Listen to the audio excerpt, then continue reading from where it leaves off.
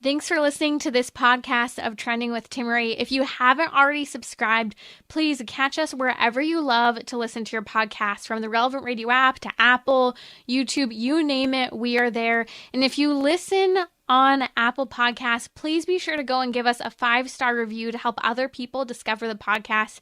Anything you share in terms of episodes, whether it's texting it to a friend, posting on social media, helps to build up the kingdom for God, to help confront the challenging issues we face as a culture, but with joy, with hope, and with an eternal perspective where our faith collides with everyday life, bringing eternal principles to help us live our life joyfully. So, what's trending? Bridging your Catholic faith with your everyday life. You're listening to Trending with Timmerie on Relevant Radio.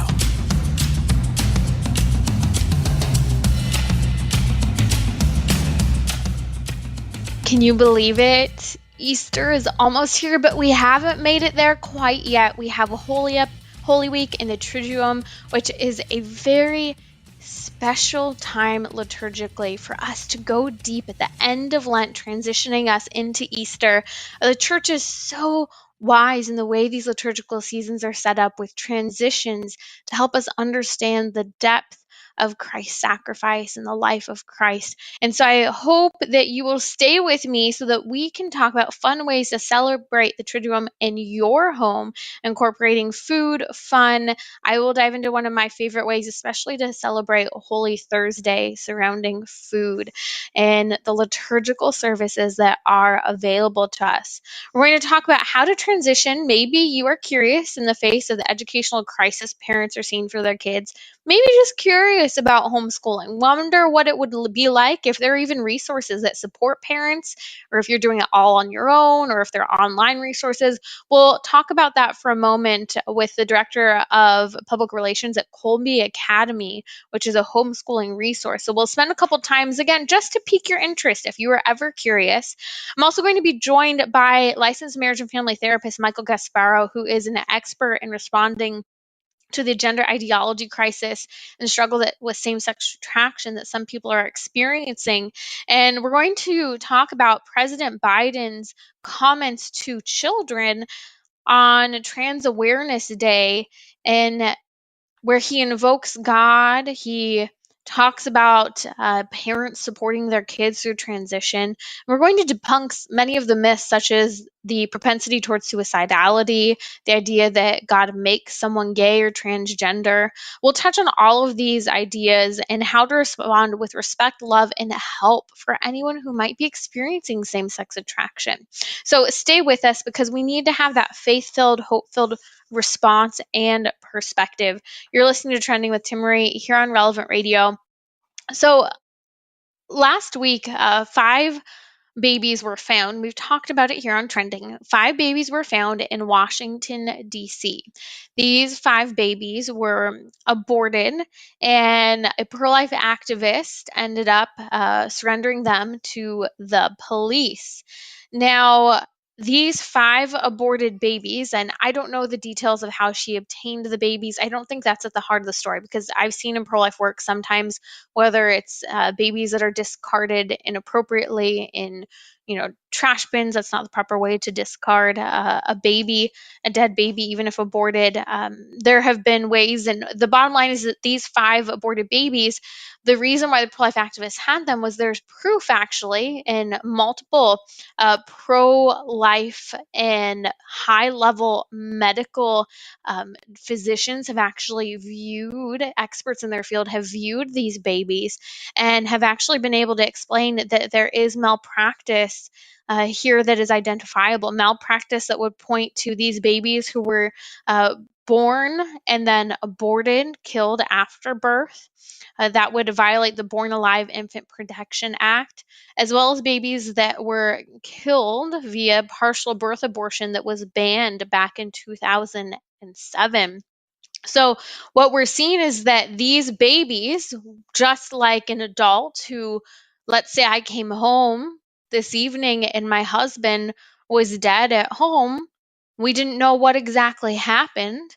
we should try to get to the bottom of it and figure out what happened. Well, for some reason, when it comes to a baby, especially a baby that had anything to do with abortion, well, the police have announced, and they won't explain, that they're not going to proceed in figuring out what happened to these babies.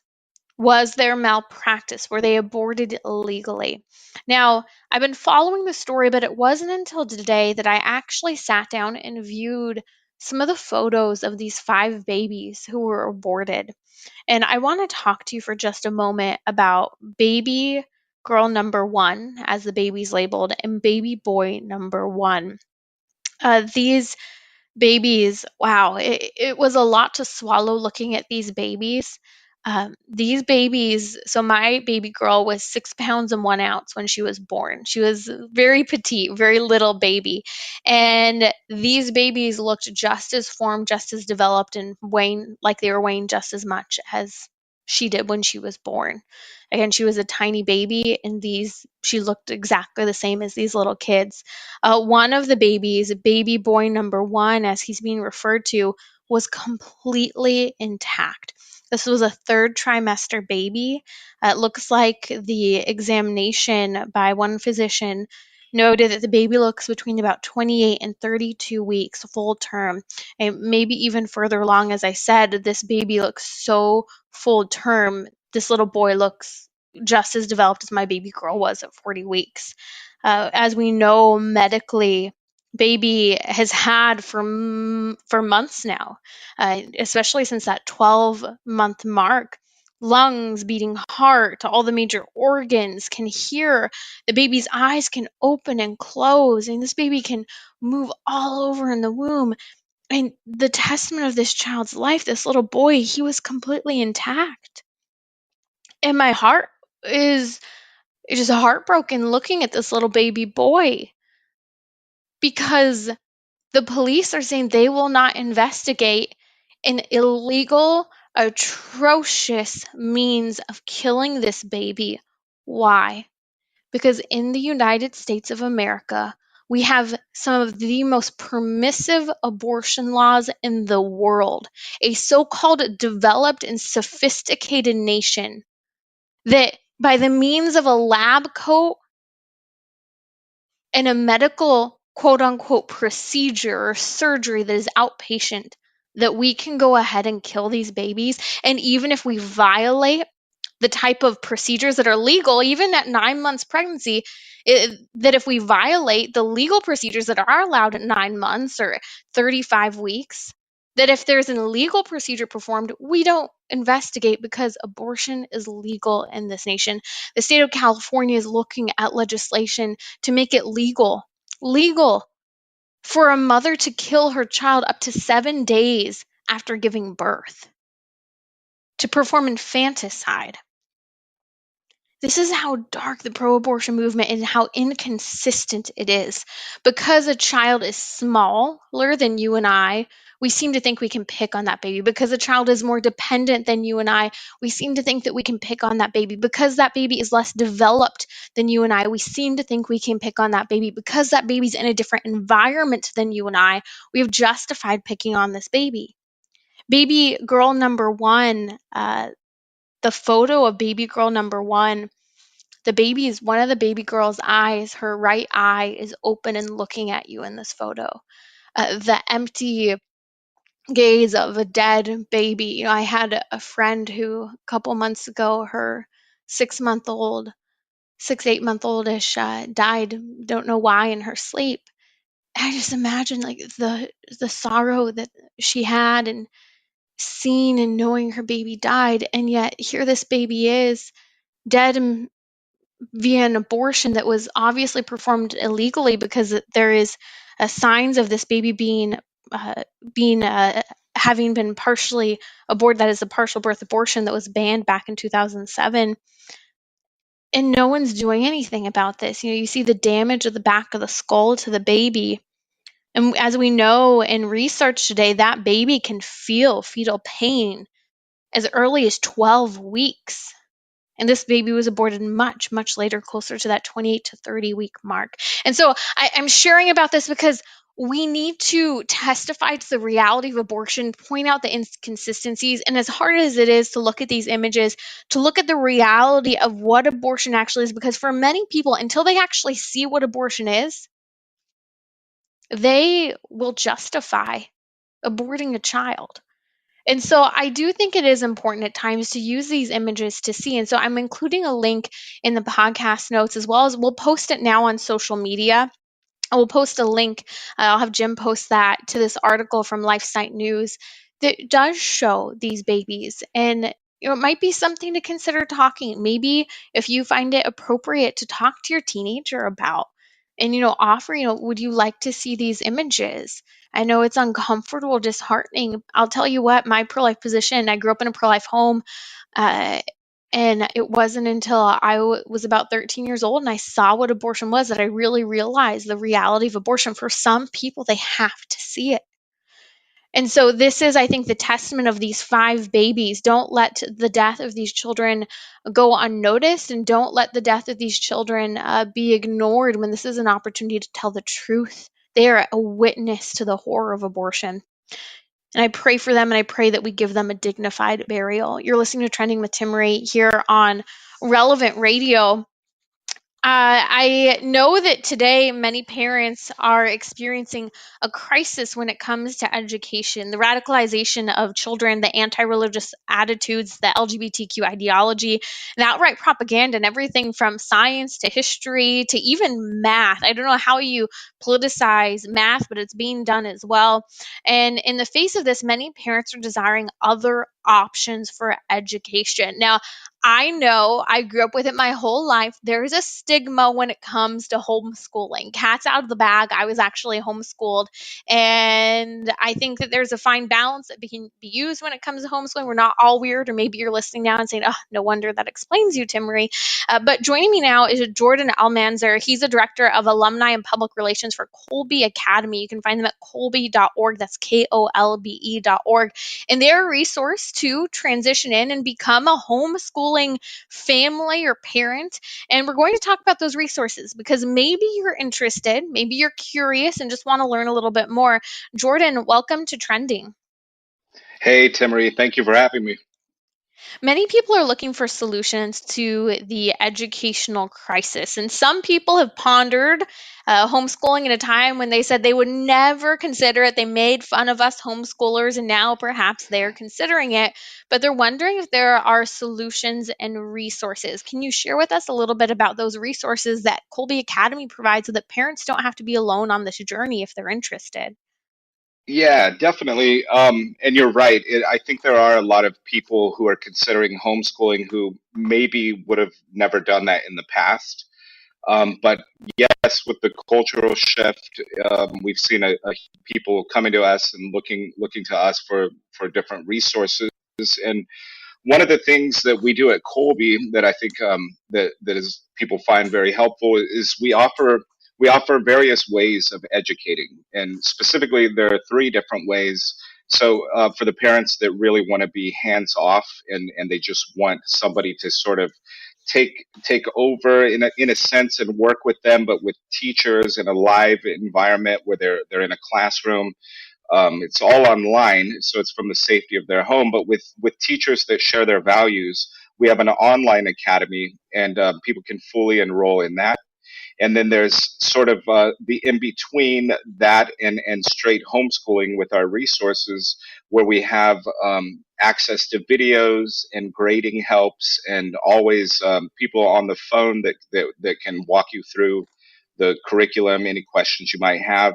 And then for the more traditional homeschoolers, people that want to do everything themselves, they can get our materials, and they can homeschool using materials that supplement their ideas that they had for their children, while having resources and access to resources through Colby.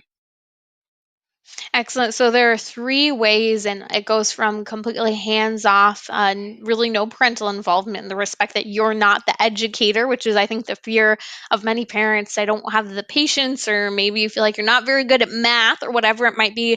And so there are those online programs with highly qualified and trustworthy educators there at Kolbe Academy. But then there is the do it yourself, helping to educate your children along the way. I like this approach because homeschooling has come so far.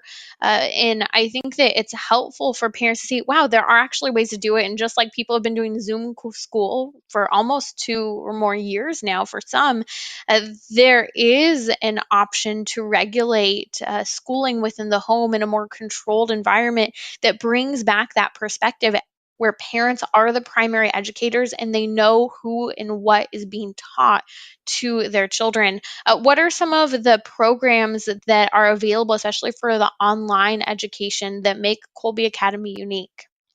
Yeah, I think we've done a lot to sort of create a community at Colby, and the thing that's really interesting is it's a community that's together on purpose because we share values with our families. So they've come together because they're like-minded, and it's people across the country and across the world. We've had teachers in other countries and a lot of students in other countries as well. And with that, I mean, we've been doing a lot of fun things like having clubs online that students can participate in. We even do talent shows, and you would not believe the amount of talent in that's found in our school. And a lot of I think one of the real advantages, and this is for student on the student side of things and the teacher side of things, is we're not limited geographically to one location for our pool of faculty members, but the pool is the entire world, and that gives us a real advantage when of getting things done as far as bringing students from point A to point B. Hmm. Excellent. I think this is helpful for people to see there are resources, there are options. Kolbe.org is a resource, KOLBE.org. Can you speak to maybe the volume and increase of people leaning toward homeschooling and maybe people who never thought they would yet over the last couple of years have decided to make that transition?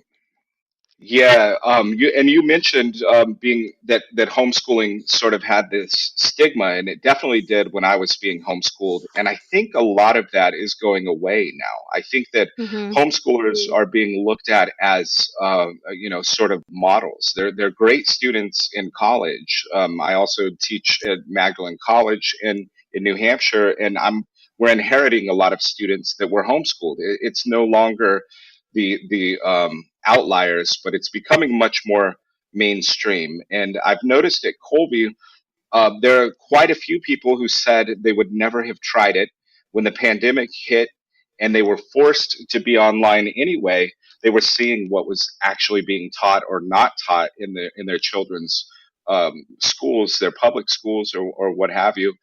And what we sort of did was say, look, we are giving you a front seat access to your child's education. Sit in and watch how we teach. Watch what they're learning in the classroom here at Colby. And we started the online side of things back in 2013. So we had sort of been working on it and perfecting it providentially, I think, because of our patron Maximilian Colby utilizing technology, and I think we are really ahead of the curve. So when the pandemic hit, we said, send them all. And one of the things I loved was our director's idea was not to cap the classes because they just started exploding with enrollment of these people who would have never homeschooled before. But she said, let's just keep hiring. Let's just keep stretching ourselves as much as possible and make ourselves available for whoever needs us. Excellent. So, if a parent is listening and you're still concerned about that stigma, joining me now is Jordan Almayzar, the Director of Alumni and Public Relations for Kolbe Academy. You can find that at kolbe.org. That's KOLBE.org. In the face of that stigmatization of homeschoolers being quote unquote weird and awkward, I found personally that it was a matter of how a child was socialized, what sort of environments the child was in, what opportunities for friendships and extracurricular activities occurred to balance that socialization so that, sure, I think we've all experienced someone who perhaps was homeschooled who was more shy or maybe struggled a little bit socially. But I've also seen, as you said, the incredible gift of a lot of homeschoolers who are more comfortable and confident talking to adults who often have Yeah. a more rounded education. I would say, in my own experience, I saw my mom started working when I was a teenager, and she worked from home, and she also was extremely involved in pro-life work. And so I had the opportunity to learn about real estate. I had the opportunity to learn about how to work with clients. I had the opportunity to learn all kinds of things about the pro-life movement and the academic side of the pro-life movement. And this is, I think, some of the balance of what we saw historically and how children used to be raised with their parents, seeing them work in the farm or nearby, and they were more involved. That was a well-rounded education. How would you advise parents who are considering making this transition and implementing the balance of education and real life experience? Yeah, I definitely think connecting the generations. So as you mentioned, you got to spend time with your mother and see how she worked and that work was important. I think that's one of the main things that we've taken away from kids when we put them in these institutions and they're locked away for all the meaningful hours of the day. And in the past, historically, it wasn't that. The generations were connected, and I think it would be really important for kids to get out in daytime hours and see what people are doing, to be involved with it, and to be included in as much meaningful work as they can be. And that's one of the things I wanted to say when I mentioned the three ways to educate at Colby. You can do it's not three rigid tracks. So you might just outsource Latin, for example, because you don't know how to teach Latin. But for the rest of the time, you can do any mixture of homeschooling or self-paced courses or whatever. And I love when I hear from my students that they're taking a day to go to a museum or to go work and do volunteer work in a nursing home this day or whatever. And so I think being able to get kids connected with the people in society who are doing meaningful work and with the elderly is one of the biggest blessings that families can get from homeschooling. And even a testament, I don't know your experience with Jordan, but a testament, at least in our family, I loved it. My mom really tried to work for us to have a 3-day weekend. And so we double up on a subject each day so that we could have a 3-day weekend a lot of the time. And we would go places. I know there's a lot of flack and stigma, justifiably so, surrounding Disney, but we go to Disneyland, one day Right. during the week. We would go to the beach in the middle of the week. We would go and do really fun things. There was a work-life balance that I think was learned very potently growing up, that you can have fun, but you still have to get your work done. And I learned that from a very early age, that I think is so important, that many people struggling with that work-life balance when they get into the workforce and juggling kids, it sets an example that is doable, and it sets a really good work ethic. So a recommendation and just perspective, if you are interested or pondering or curious and how homeschooling could possibly work for you, you can check them out. Kolbe Academy. You find them at kolbe.org. That's KOLBE.org. That's been Jordan Almanzar here on Trending. I'll be right back on Trending, and we're going to dive into the ideas that someone is born gay, or supporting them in valuing someone who's struggling with transgenderism. How do we respond as Catholics with compassion and love? Well, joining me will be licensed marriage and family therapist Michael Gasparro to dive into the truth of the research and the lack of research supporting the so-called gender ideology movement today. So, what's trending? Bridging your Catholic faith with your everyday life. You're listening to Trending with Timmerie on Relevant Radio and the Relevant Radio app. I'm so excited. We are about to enter into Holy Week, and the Triduum are some of my favorite days of the liturgical year.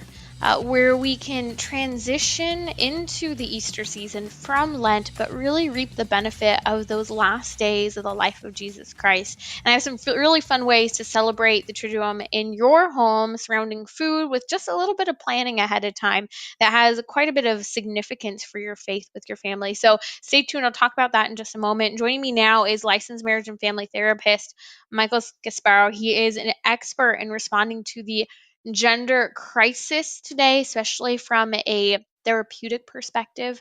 He's very well informed on the real research surrounding gender dysphoria and same sex attraction, as well as having his own testimony as well.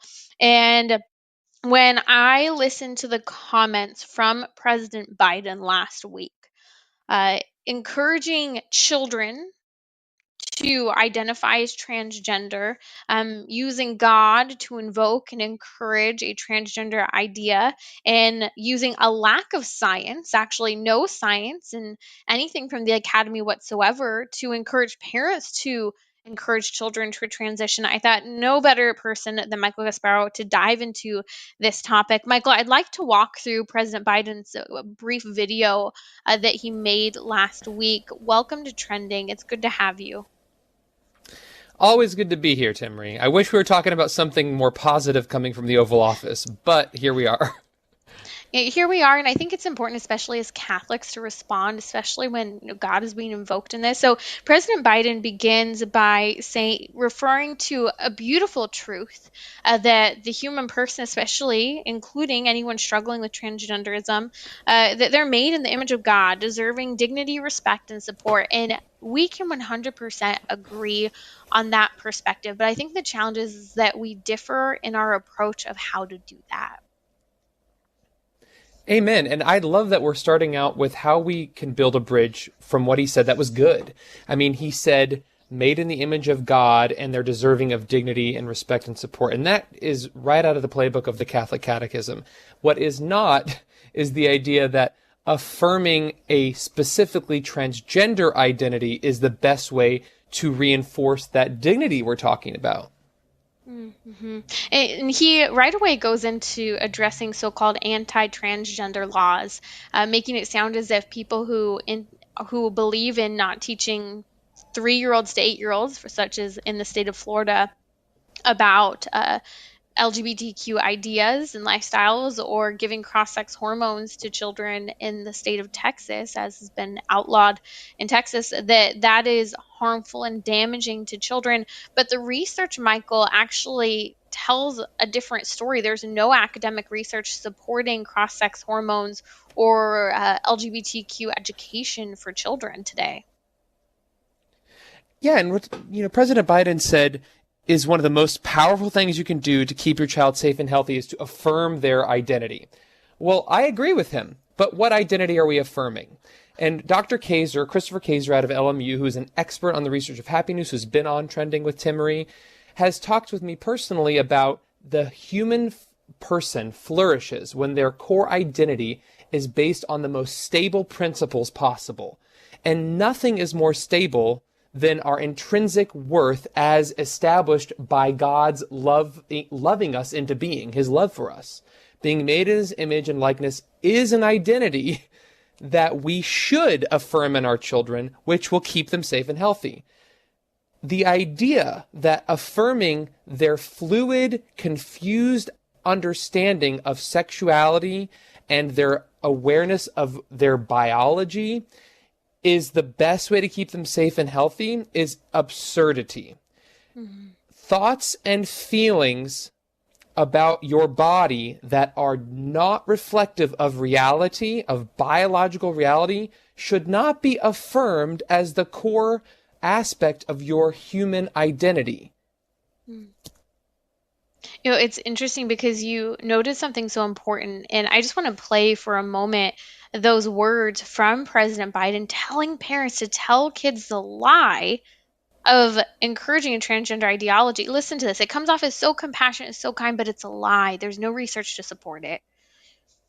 To parents of transgender children, affirming your child's identity is one of the most powerful things you can do to keep them safe and healthy.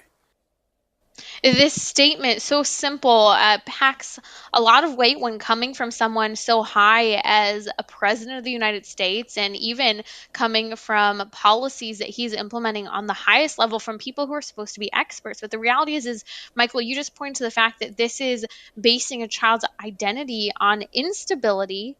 And the most stable and best thing you can do for a child, for any human being, is to root and ground their lives on something that is real, concrete, that is understandable. And when we talk about gender dysphoria, it's an idea, it's a theory. It enters into a fantasy world that doesn't tell the truth, just like we wouldn't encourage someone who believes that they're missing a limb to continue to live as if they were missing a limb. This is the same level that psychology has approached gender dysphoria for years, to tell the truth and to help stabilizing an identity, not destabilize it with a lie, which is what President Biden is encouraging.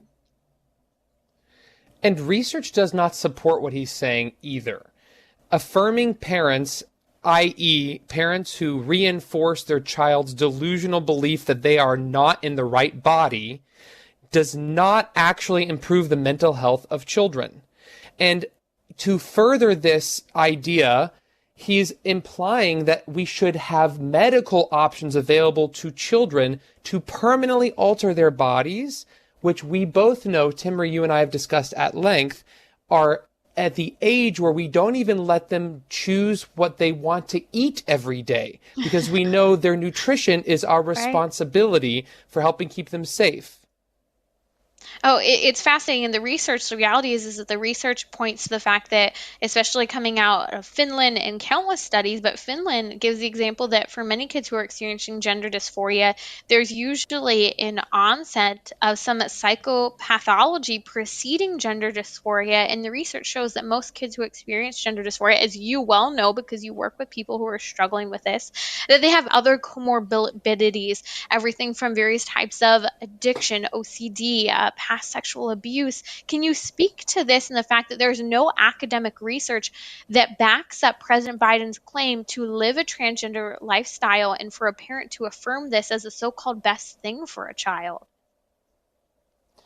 Around 90% of children with gender dysphoria will resolve their gender dysphoric concerns even if left untreated. That means on their own, 90%, as estimated across most research, will resolve these feelings of gender dysphoria into adulthood. That shows that feelings and thoughts of gender dysphoria are very unstable, hence why they form a terrible basis for somebody's core identity, one of many reasons why. Second of all, even if somebody does have persistent and consistent gender dysphoria from childhood into adulthood, a delusion is a fixed false belief. And the belief that you are born in the wrong body is a delusion. And good mental health means living in reality. We should not encourage pathology out of compassion. So it is more compassionate to affirm somebody's core identity made in the image of God and help them reduce their suffering with gender dysphoria than it is to affirm a fixed false belief that leads them further away from living in the reality of their biological truth given to them as a gift by God.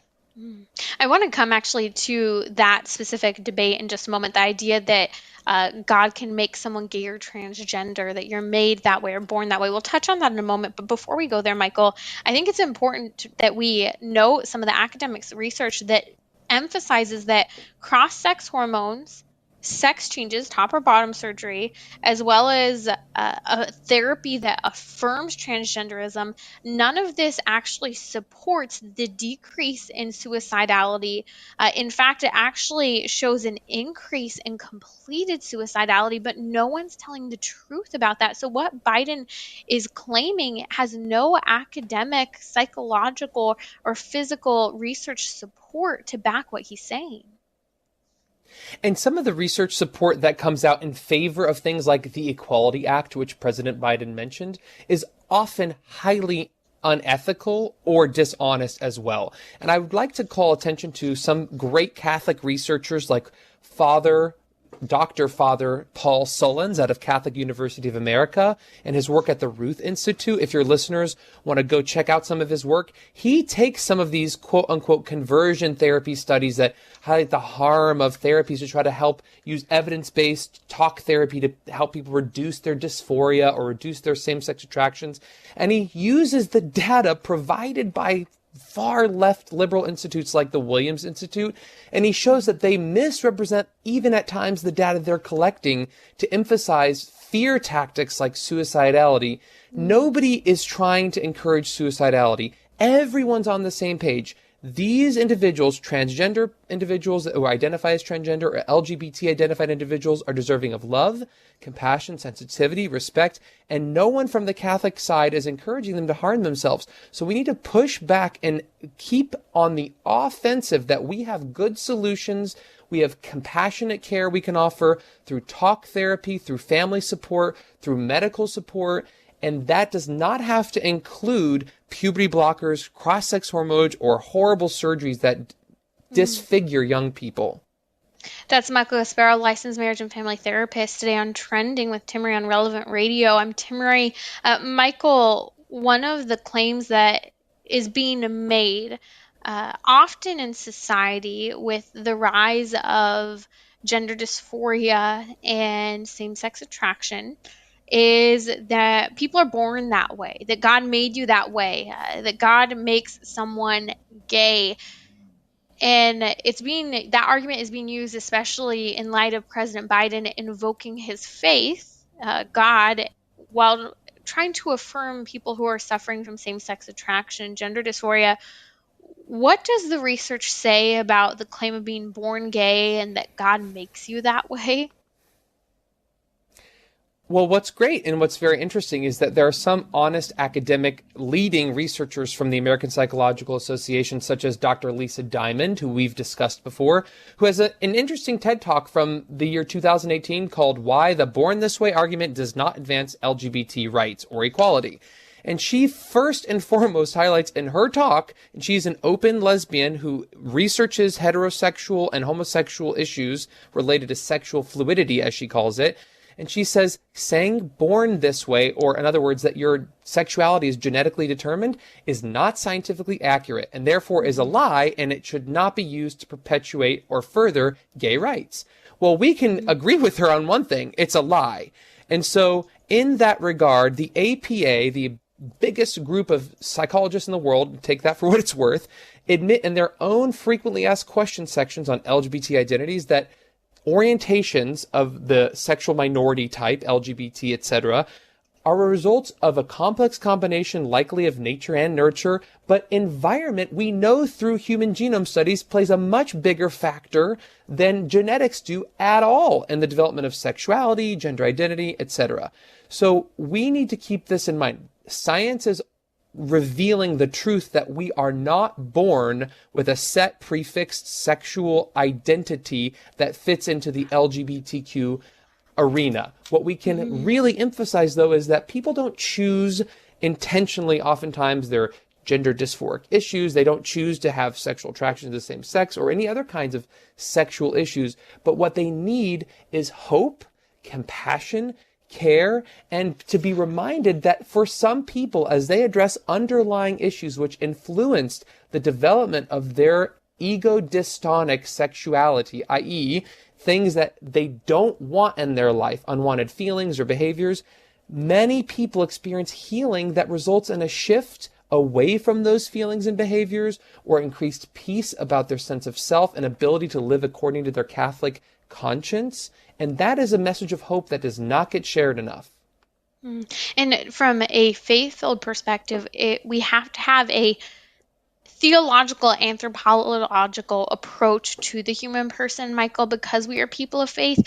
God created the human person. He has a purpose for the human person. And a fundamental element of our theology, Michael, is that we are created as human beings in the image and likeness of God. And with that means to be made in God's image and likeness, we are made for love. We're made to be like God in his capacity to love. And that means we have intellect and free will, because in order to love, you have to be able to know something, come to know it, and freely choose it. Well, to say that you're born gay goes fundamentally against the revelation of the church that the human person is created in God's image and likeness with intellect and free will. And that would violate the idea that you do have free action. Even if you experience a temptation, that doesn't mean you have to act on it. And I think that that's at the heart of our theology and our approach in the church, that just because we suffer or we struggle, we do need to receive compassion and help and resources, but we don't need to be told a lie or ushered into a lifestyle that goes against the very definition of the human person. Michael, thank you so much for joining us and helping to shed light on the truth and the resources available to help people who are struggling with gender dysphoria and same sex attraction. What's the best place for someone to go to briefly if you were to throw out a website? Yeah, come visit me on CatholicTherapist.com, but also go to the Ruth Institute. There's great Catholic research there. I'll send a link and you'll post it at the show notes. Perfect. We'll include a link in the podcast notes as well on social media. Follow us at relevantradio.com/trending or wherever you catch your podcasts. I will be right back here on Trending to talk about how to live out Holy Week.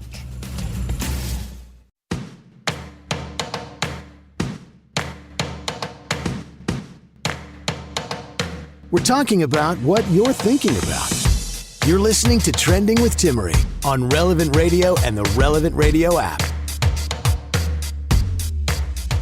As we conclude our Lenten journey, use this Holy Week to prepare your heart and mind with Close to Jesus to the Last at 11 a.m. and 6 p.m. Central. We'll pause with Father Rocky at those times to delve into the events of Jesus' last days before his passion and ultimately all that led to his resurrection on Easter. So during this hour, during Holy Week, we won't be live, but you can catch us on the podcast, relevantradio.com/trending, where we'll have tons of topics confronting the major issues of today, as well as how to live out Holy Week. In fact, if you're not subscribed, go now wherever you catch your podcast, relevantradio.com/trending. We are there, and share it with a friend. But I want to talk now about how much I love living these liturgical seasons. There are like moments where it's a hashtag Catholic goals thing where, you see these parents and they are, doing an incredible job celebrating each feast day, and they have special foods and, they have ways to teach the faith to their kids. Well, I want that for you in your home. I want to continue to grow and implement that as my baby girl gets older, because it's a fun way to live out our faith. Now, something that my husband and I have done actually before we even got married is we've always celebrated what's known as the Passover meal, the Seder meal. Now, if you celebrate the Passover meal on Holy Thursday without acknowledging and the expectation, the fulfillment of Jesus Christ coming, then it's not okay. But to have the fun foods that are traditionally used at Passover, to read some of the Psalms and sacred scripture in anticipation of the coming of the Messiah and the significance of the Passover, the event that occurred in salvation history when the Israelites, the Hebrews, are freed from Egypt, wandering for 40 years in the desert, who they survive on the manna from heaven, the bread from heaven, a prefigurement of the Eucharist, and the quail that appear. This is phenomenal, and this is a meal that we can implement and help teach our families and ourselves about salvation history. Again, I celebrated this and made the food when I was single. It was so much fun, and we continue to do it to this day. So I want to encourage you to take advantage of the Triduum that is coming up. That is during Holy Week. We enter into Holy Week. We have this transition from Lent into Easter. And we get to walk with Jesus Christ on these days. So Monday is a special day in Holy Week, where I've heard it said by some people that you get to do something extravagant, because Monday usually during Holy Week marks the day, and we read with some of the readings where Mary Magdalene, Mary, comes and anoints Jesus's body with the oil before he dies. It's something that would traditionally be done of an individual who has died. You wrap the person in the old custom. It's like the idea of embalming that we have today. And so their Judas is so scandalized by this, that Mary Magdalene is moving forward with using all these choice and extravagant oils to pour in according to Judas to waste on Jesus. So it's a fun day, as I've heard some people say, it's a day to do something extravagant. So maybe, you're on spring break with your kids, or maybe, you're just looking for something to do. Find something extravagant to do. It's kind of helpful as we enter into Holy Week with all of the fasting and the somber dimensions to look at the extravagance of Mary Magdalene, her love for Christ, and that great sacrifice that she offers to Christ in giving her choice in her special oil that she anoints the body with. I think it's a very, very special way to ponder what we can do this week during Holy Week. We also have, Tuesday, which is often marked, pondering St. Judas, or not St. Judas, sorry, Judas who betrayed Jesus, and St. Peter, and the juxtaposition of Judas who betrays Christ and then St. Peter who denies Christ but seeks reconciliation, becomes our first pope. So that is a day to ponder these two. And there's a Spy Wednesday, which Wednesday is a day where there's a tradition where you ponder the betrayal of Judas, of Christ, if you're following the readings throughout church, and how the coins that Judas uses that he receives for betraying Christ, you can do a little coin hunt in your home, teaching your kids about kind of the greediness of Judas and even the greediness of the fighting that occurs surrounding that. That's an idea that I love from the Catholic All Year Compendium from Kendra Tierney. 10 out of 10 recommend this book. It's liturgical living for everyday life, and it helps you to live out the liturgy within your home and the saints and the feast days. But one of my favorite things is Holy Thursday, Good Friday, and Holy Saturday as we enter into and toward the death of Christ and into Easter. Holy Thursday, you have the opportunity to attend Mass, the Mass that marks the institution of the Eucharist, the Last Supper, the betrayal of Judas, the institution of the priesthood.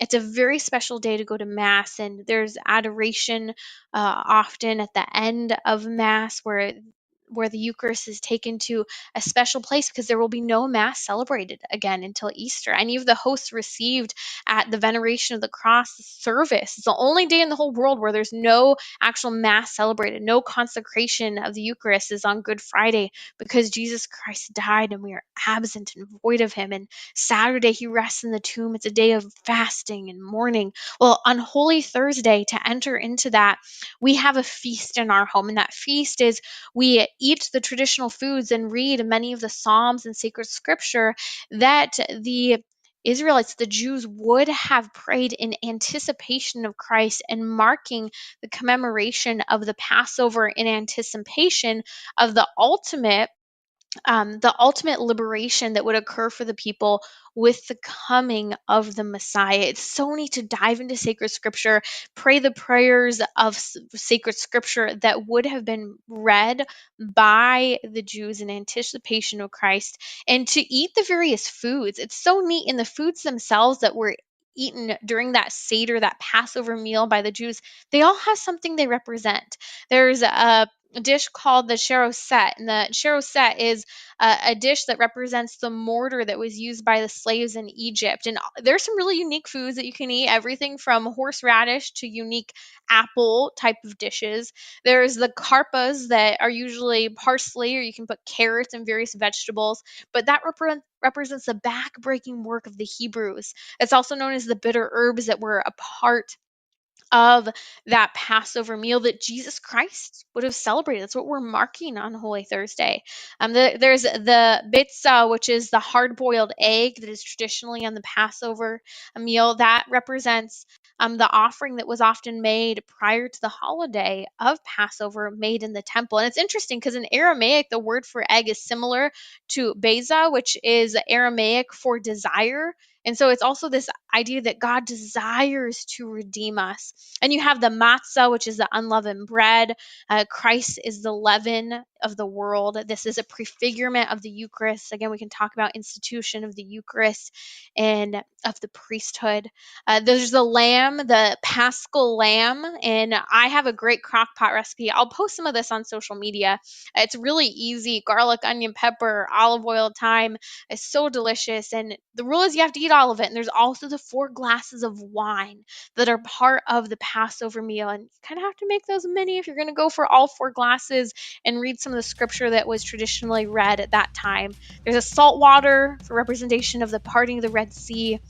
But this is such a neat opportunity to dive into the richness of the Triduum, to enter into the sacrifice and the betrayal of Christ, and then to prepare ourselves with fasting to enter into the death and then ultimately the resurrection of Christ. Have a blessed Holy Week, and I hope you use this as a resource for yourself and others.